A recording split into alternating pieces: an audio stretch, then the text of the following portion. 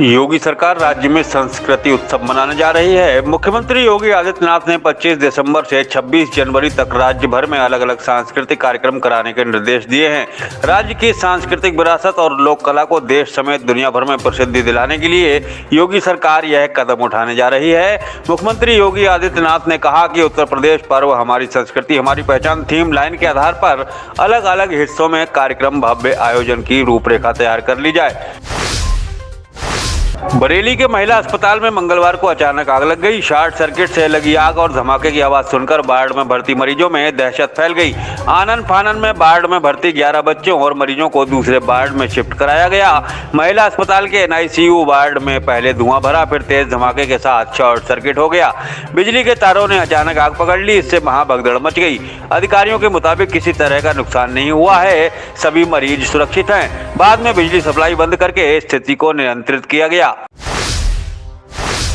बरेली के शाही और उससे सटे इलाकों में सिलसिलेवार हत्याओं को रोकने के लिए पुलिस के आला अफसर भी अब खेतों की खाक छान रहे हैं। शीशगढ़ इलाके में 9वीं महिला की हत्या के बाद ADG, IG और SSP ने मोर्चा संभाल लिया है।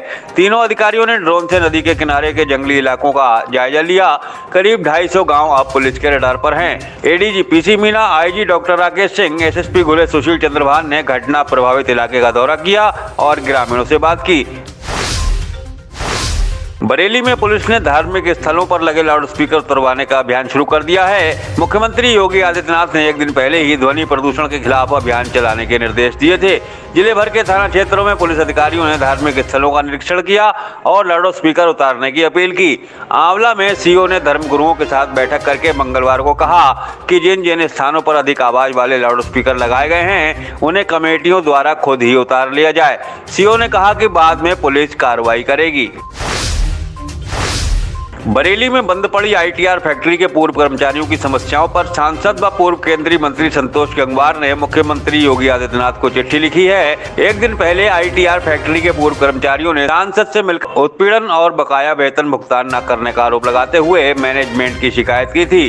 कर्मचारियों ने सांसद को दिए ज्ञापन में कहा कि वर्ष 2004 में फैक्ट्री बंद हो जाने के बाद कर्मचारियों को स्वैच्छिक सेवानिवृत्ति दी गई थी। बरेली में सरकारी स्कूलों के रसोइयों ने विभिन्न मांगों को लेकर जोरदार प्रदर्शन किया। बड़ी संख्या में पहुंचे रसोइयों ने सेठ दामोदर स्वरूप पार्क में जमा होकर नारेबाजी की। इस दौरान मुख्यमंत्री के नाम संबोधित ज्ञापन रसोइयों ने जिला प्रशासन को सौंपा।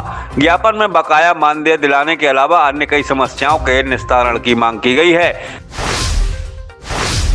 बरेली जंक्शन पर मंगलवार को पहुंची मालगाड़ी के पहिए उतरने से हड़कंप मच गया।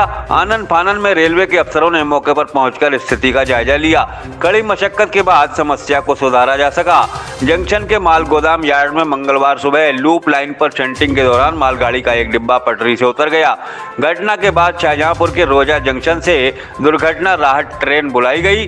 4 घंटे की मशक्कत के बाद डिब्बे के पहिए को पटरी पर लाया जा सका। बरेली में बाइक की टक्कर से घायल हुए युवक की उपचार के दौरान मौत हो गई। युवक सड़क किनारे बाइक खड़ी करके अपनी बाइक को ठीक कर रहा था। इतने में दूसरी बेकाबू बाइक ने उसे टक्कर मार दी।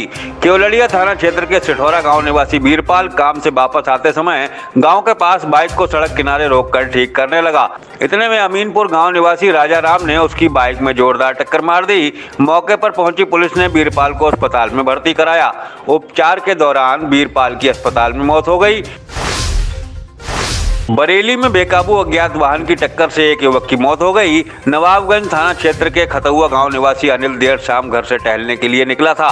परिजनों के अनुसार सड़क पार करते समय अज्ञात वाहन ने अनिल को टक्कर मार दी। ग्रामीणों ने परिजनों को हादसे की सूचना दी तो घर में कोहराम मच गया। मौके पर पहुंचे परिजन अनिल को अस्पताल लेकर दौड़े, लेकिन रास्ते में ही अनिल ने दम तोड़ दिया।